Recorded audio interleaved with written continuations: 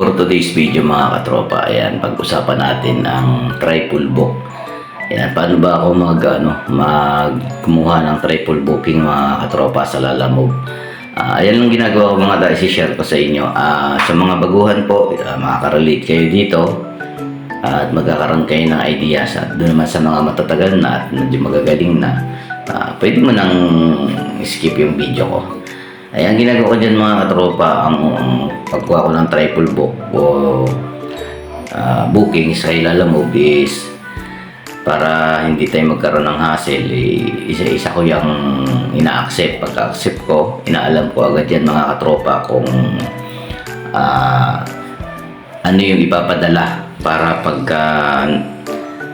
pagpunta ko is hindi naman bulky yung ating dadalhin, kasi pagka hindi mo yan nalaman kung ano ipapadala, baka mamaya sobrang laki na nung ipapadala o hindi na kasya o hindi na kaya ng motor yung tatlong booking.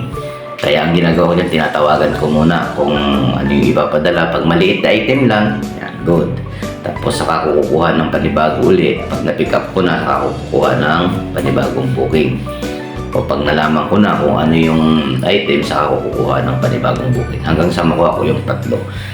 Ganun lang ako mag-triple booking mga katropa. At syempre, kailangan sa drop-off naman, alamin mo o tingnan mo din yung mga nakuha mong booking kung alin ang pinakamalayong drop-off. Kasi kung sino yung pinakamalayo, yun ang iuuli mo. At kung sino yung pinakamalapit, yun ang unahin mo. At syempre, para hindi ka rin mahirapan, kailangan kung anong way kung saang way yung punta ng isa, dapat yung dalawa ganun din, para hindi ka magka-problema o hindi ka magka-hassle sa pagdadrop off.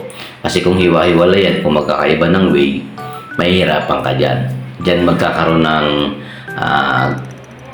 magagalit ang customer, tawag ng tawag sa'yo kasi tatagal talaga yung biyahe mo. Pero kung isang way lang yung booking mo, is hindi ka mahihirapan.